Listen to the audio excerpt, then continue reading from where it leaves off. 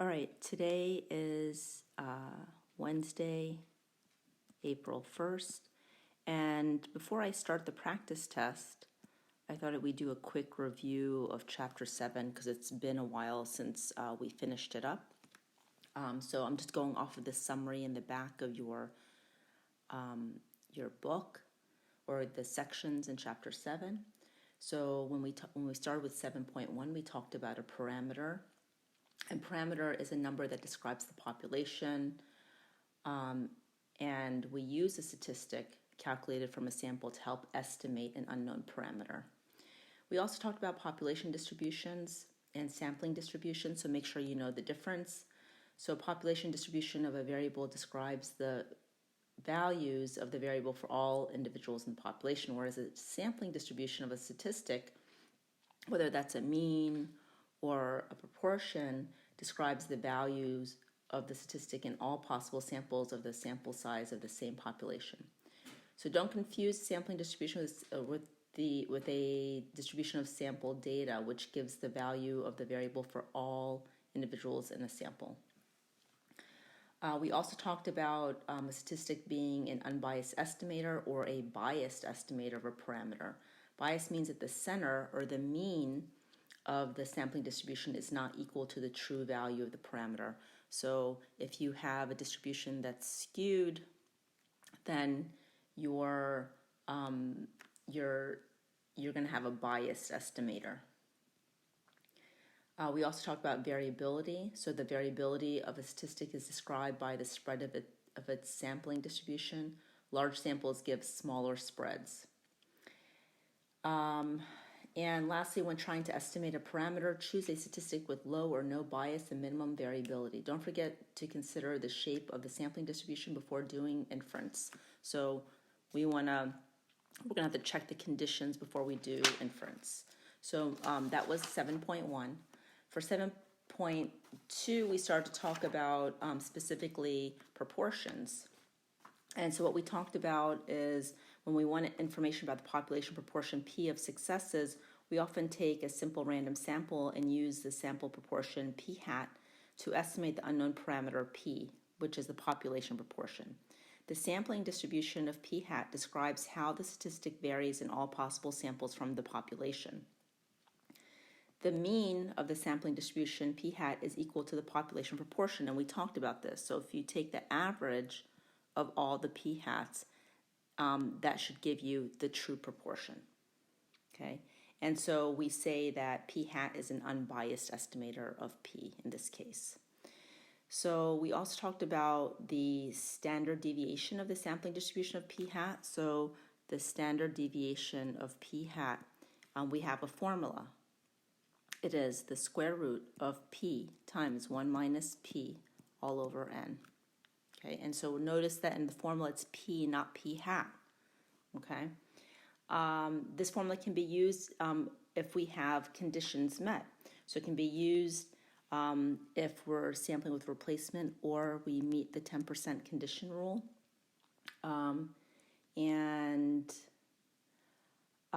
Let's see, the standard deviation of P hat gets smaller as the sample size N gets larger. So know the relationship between N and standard deviation. So as N gets larger, standard deviation decreases. Because of the square root, a sample 4 times as large is needed to cut the standard deviation in half. So this is the condition that you're going to need to use this formula. And then lastly, for 7.2, when the sample size N is large, the sampling distribution of P hat is close to a normal distribution.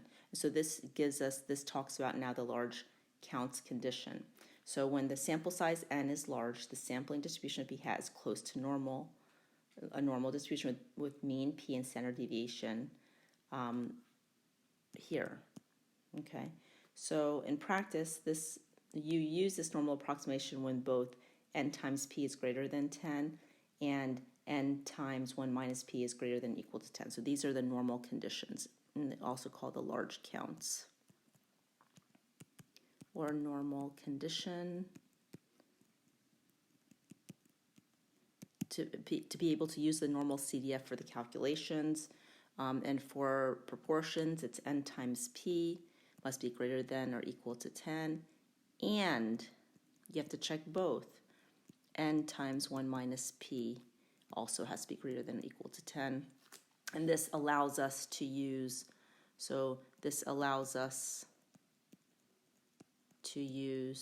normal CDF for calculations. Okay? And so this was a summary of 7.2. And let's quickly go over 7.3, then we'll start the practice test. Okay, so just a quick review of 7.3. 7.3 is when we talked about sample means. So when we want information about the population mean for some variable, we often take an SRS and use the sample mean x bar to estimate the unknown parameter mu, which is the population mean. The sampling distribution of x bar describes how the statistic x bar varies in all possible samples of sample size from the population. The mean of the sampling distribution is mu, so that x bar is an unbiased estimator of mu. So what does that mean? That means if we take the average of our sampling distribution, that's going to give us the true mean of the population. And so in this case, it's an unbiased estimator of mu. The standard deviation, so the standard deviation of x bar of our sampling distribution is going to be the standard deviation of the population divided by the square root of n. For a sample size of n, if the population has a standard deviation sigma. That is, averages are less variable than individual observations. This formula can be used if the population is at least 10 times as large as the sample. So this is the 10% condition. So you have to meet the 10% condition in order to use this formula. Then we also talked about the central limit theorem. So the central limit theorem basically introduces us to also the large counts condition. So it says choose an SRS of size n from a population with mean mu and standard deviation sigma. If the population distribution is normal, then so is the sampling distribution of the sample mean x bar. If the population distribution is not normal, then the central limit theorem states that when n is large, the sampling distribution of x bar is normal. Well, what do we mean by large? So to establish normality, if the population is normal, then we can assume that the sampling distribution is normal. But if the population is unknown,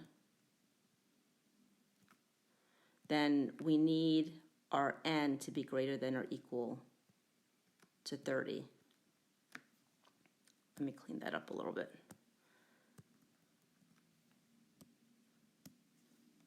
N must be greater than or equal to 30 in order for us to state normality. And that then gives us the green light to use normal CDF. Okay, and this is the central limit theorem right here. Okay, and so that's a quick review of Chapter 7. So let's move forward and start working on the practice test.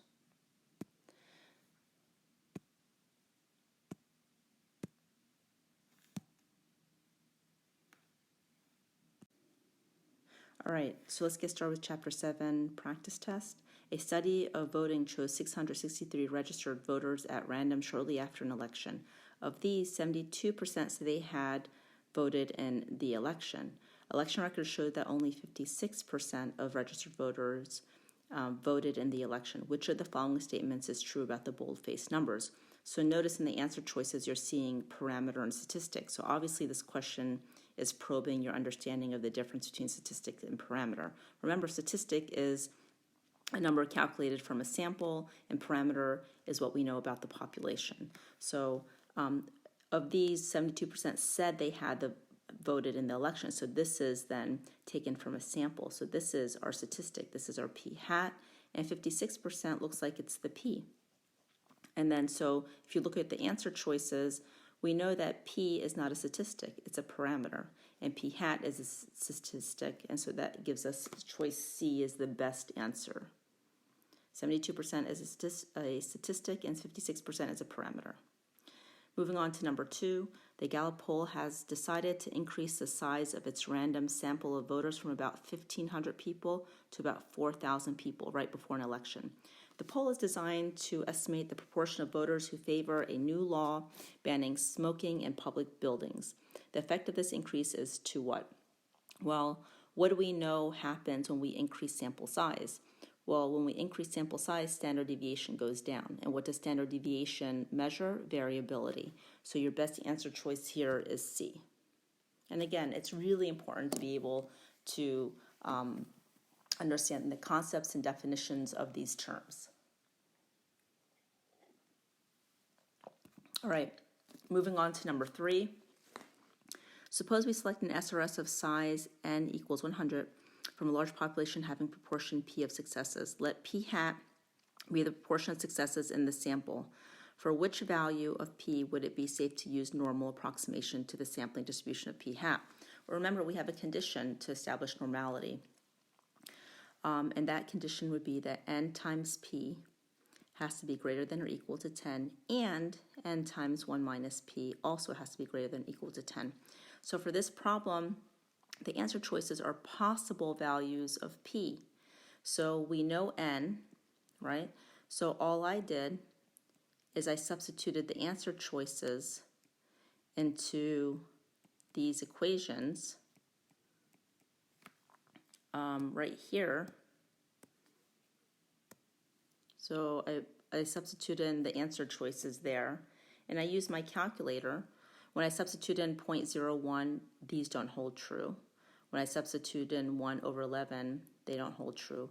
But when I substitute in 0.85, it holds true. You substitute in D and E, it does not hold true. All right, moving forward. Let's take a look at number 4. It says the central limit theorem is important in statistics because it allows us to use normal distributions to make inference concerning the population mean. So again, in order for us to use normal CDF to do these problems, we need to establish normality, and we're talking about a mean. The central limit theorem allows us to do so, given certain conditions.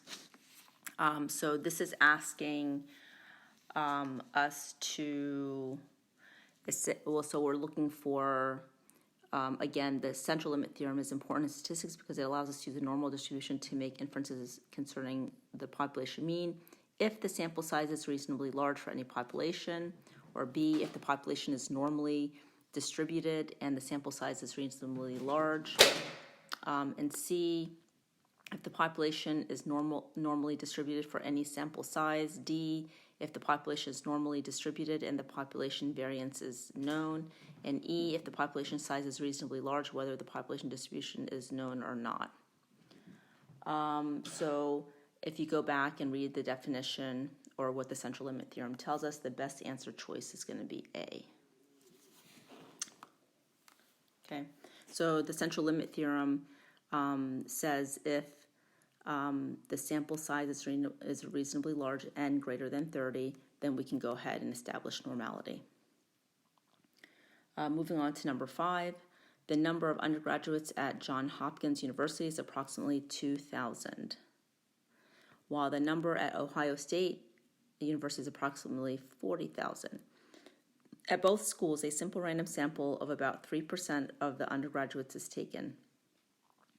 Each sample is used to estimate the proportion P of all students at that university who own an iPod.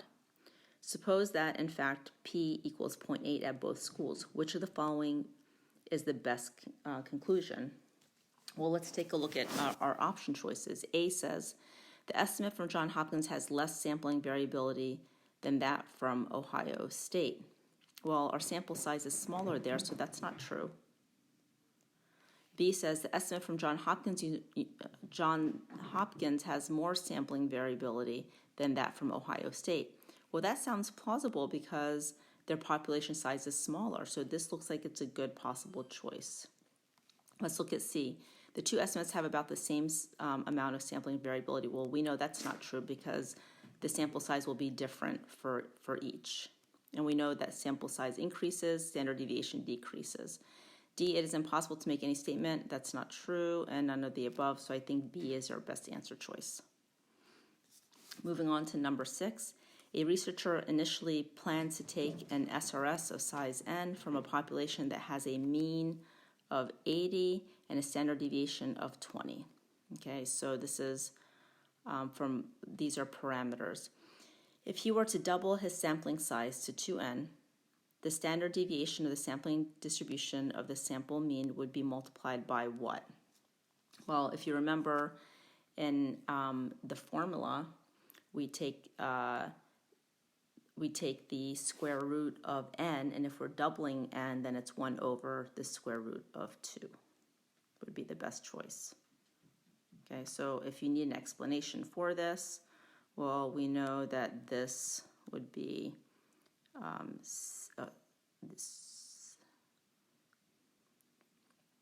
this over this. If we're doubling n, that means that we have 1 times standard deviation of the square root of 2 times the square root of n, so our coefficient becomes that. Okay? All right, for number 7, the student newspaper at a large university asks an SRS of 250 graduates, do you favor eliminating the carnival from the term end celebration? All in all, 150 of the 250 are in favor. So that right there gives us our p hat. So we'll talk about that in a minute. Suppose that, unknown to you, that 55% of all undergraduates favor eliminating the carnival.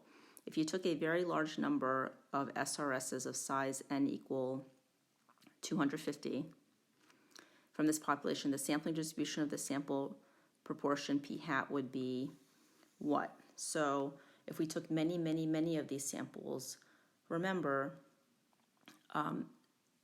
sample proportions, if you took the average of many sample proportion is an unbiased estimator of p. So if we took many, many sample proportions of p hat, it would approach p, and p is 55%. Now the 150 out of 250 is going to be our p hat, and that gives us 150 divided by 250 gives us 0.6. And so if you look at the answer choices, you're going to see 0.55 and 0.6 riddled around, and it looks like the 0.03 is constant. So what this question is really aiming at is whether you know that sample proportions, if you take many of them, it's an unbiased estimator of p. So again, let's take a look at the question. If you took a very large number of SRSs of size n equal 250 from this population, the sampling distribution of the sample proportion would be A, exactly normal with mean 0.55 and standard deviation of 0.03. B, approximately normal with mean 0.55 and standard deviation 0.03. So I think A or B is going to be a good choice, but we never said exactly. We say it's approximately normal. So this looks like maybe it's a good choice, but let's go ahead and look at C, D, and E. So notice that E puts the statistic at the center, or the average of the proportions, sample proportions, so that's incorrect. And then we know it's not going to be exactly normal. And again, it puts the, I apologize. C puts the statistic as the average of p hat, which is incorrect, and so does D. So these two are incorrect. 0.6 is its statistic. It does not help us to estimate the statistic. It helps us, it's an unbiased estimator of the true proportion, which is 0.55. E says heavily skewed with mean 0.55 and standard deviation. That's incorrect. So our best answer choice is B. So let's take a look at number 8. Which of the following statements about the sampling distribution of the sample mean is incorrect? All right, so that means we're going to read through these and determine whether they're true or false. So A says the standard deviation of the sampling distribution will decrease as the sample size increases? Well, we know they're inversely related. We know that if we increase sample size, it decreases variability, and standard deviation is a measure of variability, so that's correct. B, the standard deviation of the sampling distribution is a measure of variability of the sampling mean among repeated samples. We know that that's correct. We just talked about that in A. C, the sample mean is an unbiased estimator of the true population mean. We've established that. D, the sampling distribution shows how the sample mean will vary in repeated samples. This goes back to conceptual understanding of what the sampling distribution tells us. E says the sampling distribution shows how the sample was distributed around the sample mean, not around the sample mean. That's not the point. So this one is the best choice for an incorrect statement. All right, moving on to number 9. A machine is designed to fill 16-ounce bottles of shampoo. When the machine is working properly, the mean amount poured into the bottles is 16.05. So that's going to be important for this problem with a standard deviation of 0.1. Assume that the machine is working properly. If 4 bottles, so we're talking about 4 bottles, are randomly selected each hour and the number of ounces in each bottle is measured, then 95% of observations should occur in which interval? So let's think about this problem for a second. So let's go back to the 16.05 and standard deviation of 0.1. So when the machine is working properly, the mean amount poured, so this looks like it's a parameter, right? So this looks like the population mean and the population standard deviation. Now, there's no mention of what the distribution looks like, or the shape of the distribution. And since we're talking about mean, if we don't know the population, the distribution of the population, the shape of it, then we need to have a sufficiently large sample size to establish the shape of the distribution. And 4, sample size of 4, is not large enough. It has to be greater than or equal to 30. So this problem is looking to see a couple of things. One, if you will remember the central limit theorem for this problem, and secondly, the 95%, if you recall, it goes back to the empirical rule, the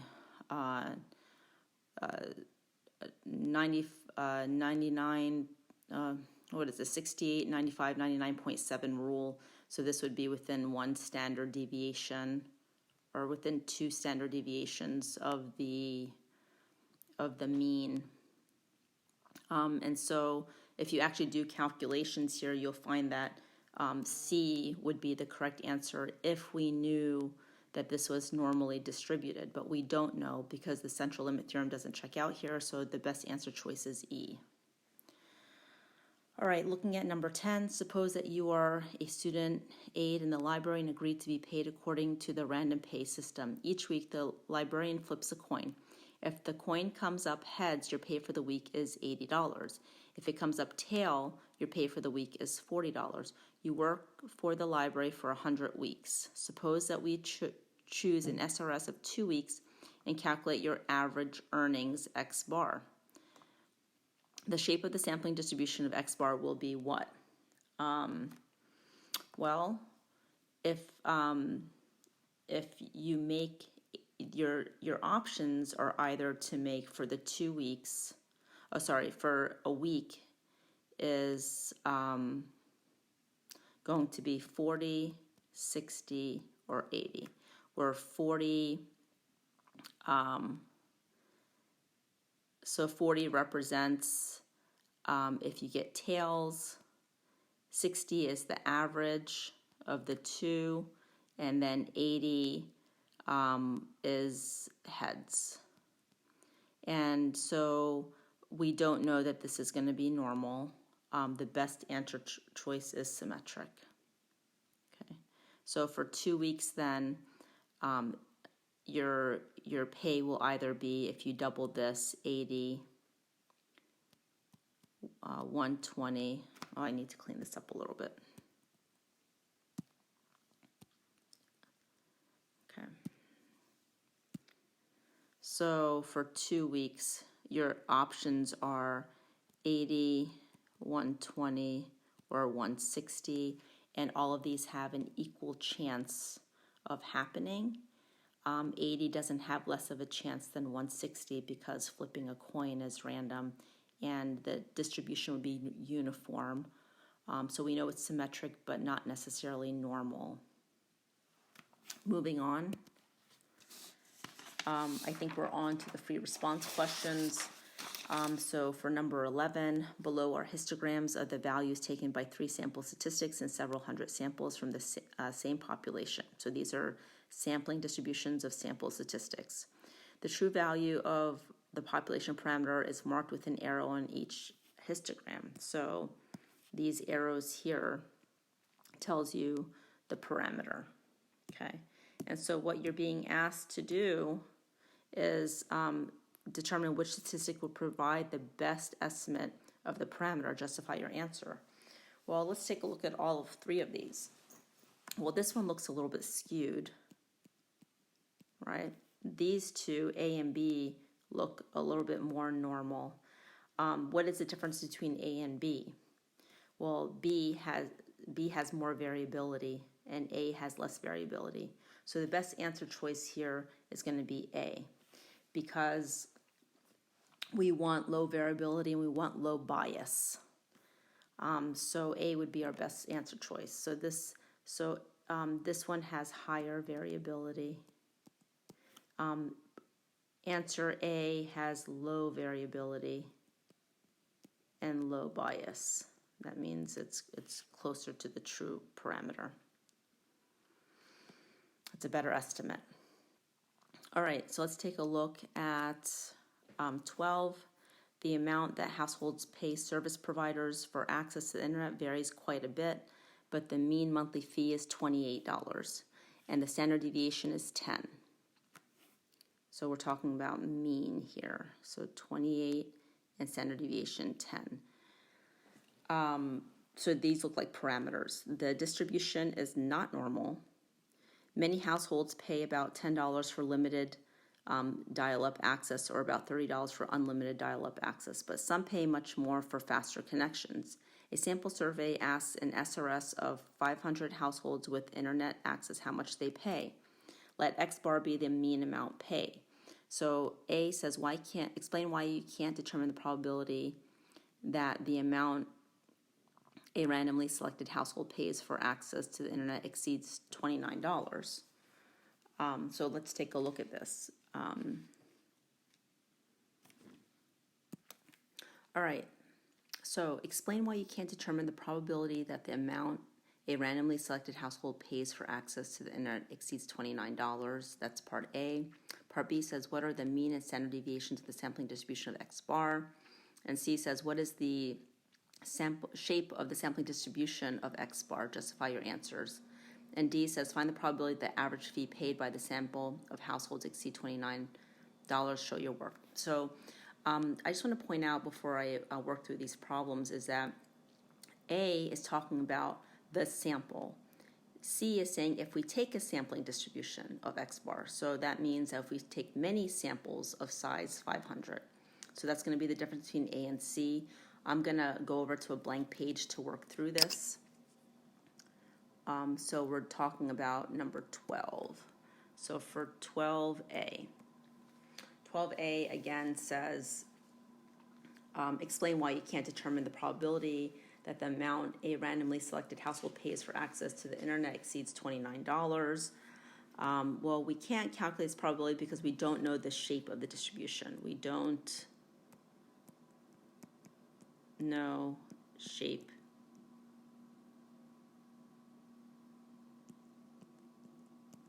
of the distribution.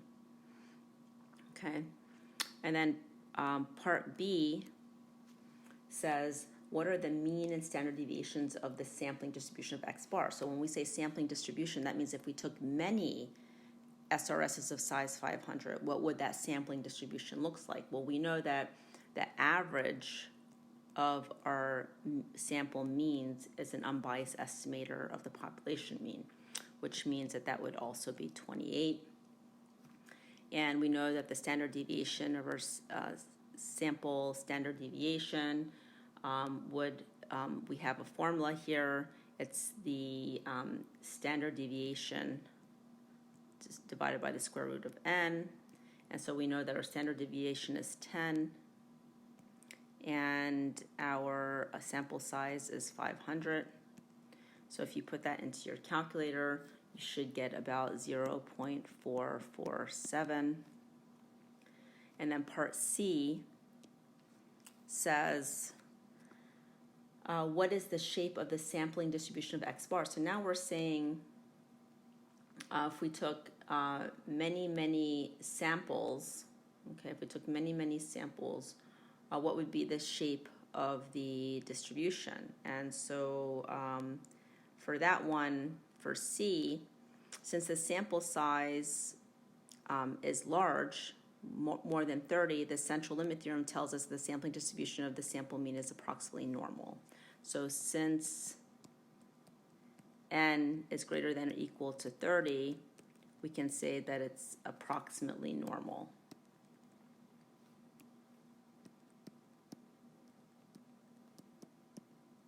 Okay. And for D, it asks us to find the probability that the average fee paid by the sample of households exceed $29. Well, so what do we ask to calculate? The probability that X bar is greater than 29. So I'm a big fan of using technology. So I always like to draw my distributions first so that I know my lower and upper bounds. So we know that the mean is 28. So 29 would be somewhere here. So we're looking for this. So we're going to do normal CDF, lower bound, which is 29. Upper bound is something large. Mean is 28. And standard deviation, we calculated up here. Our standard deviation, I forgot the decimal, so I apologize for that, is 0.447. So you put that in your calculator, and you get approximately, I think, 0.012638. You could also calculate the z-score. If you wanted to calculate the z-score, you would do z greater than 29 minus 28. So mean minus, or your statistic minus the mean divided by standard deviation 0.4472, and you could use the table to get that value. So once you do these calculations, don't forget to go ahead and interpret it. So the three-step plan. So here's our distribution. There's our calculation. So let's go ahead and conclude this. So we could say there is about, 1.26% chance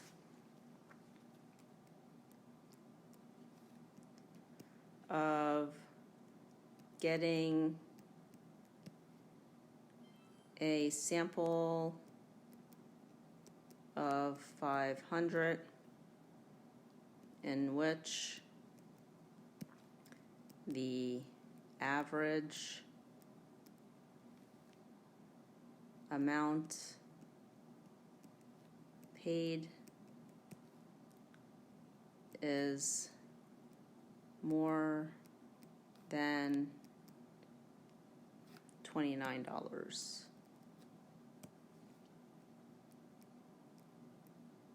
Okay, and that should suffice for that problem. All right, so let's move on to 13.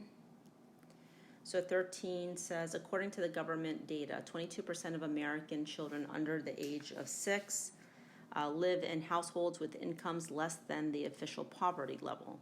A study of learning in early childhood chooses an SRS of 300 children. Find the probability that more than 20% of samples are from poverty households. Be sure to check that you can use a normal approximation. So a couple of things to keep in mind here, that we're given some information. So we should know that 22% is a proportion. So we're talking about sampling distribution of sample proportions, and where 22 is the parameter, where we're also given 20%, and that's from the sample. So our p hat is 0.2. Oh, it's not, yeah, it's not really 0.2. We're trying to find the probability. I apologize. We're trying to find the probability. So what we need to do is we need to find the probability that P is greater than 0.2, so that's what we're trying to find. And then we're also given our sample size, which is 300. All right, so what do we know? We know that the average of a sampling distribution of sample proportions is an unbiased estimator, so that's going to be 0.22. And so we need to check for we need to check, so when we calculate the probability, remember we're going to need mean, which we have, and we're going to need standard deviation. Okay, in order to calculate the standard deviation of p hat, we need to check the 10% condition rule, right? So the 10% condition rule says that we can use this formula only if conditions are met, right? Oh, I apologize. I went too far. This is supposed to be n. So we can use this as long as the 10% condition is met. So let's take a look at this. So our sample size is 300. So 10 times 300 gives us 3,000. So we're pretty sure that the population size of children under 6 years old is much more than 3,000. So I think we're okay there. So then let's go ahead and use the formula.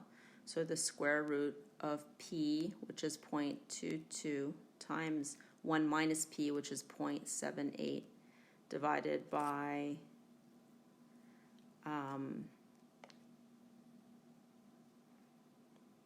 n, which is 300. And if you put that in your calculator, you should get approximately 0.0239 for the standard deviation. And so now we have a standard deviation, we have mean. So I think we're good to go to do the calculations. So we can do, so really quickly, here's our distribution. We know that the mean is 0.22, and we want to know the probability. So if this is 0.2, we want to know this probability. Okay, so we're going to do normal CDF.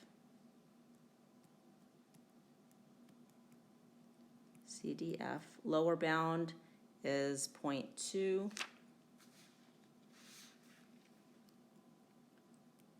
Upper bound is something very, very large.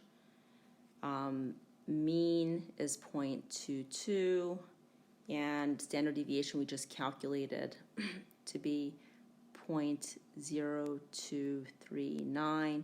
You put that in your calculator, you're going to get approximately 0.79865.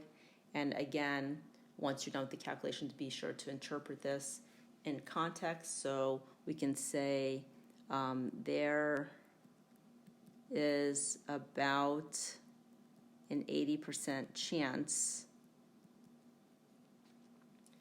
that more than 20%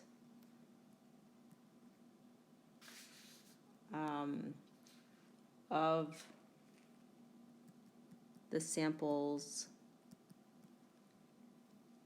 are in poverty. And that concludes the practice test. If you have any questions, just let me know.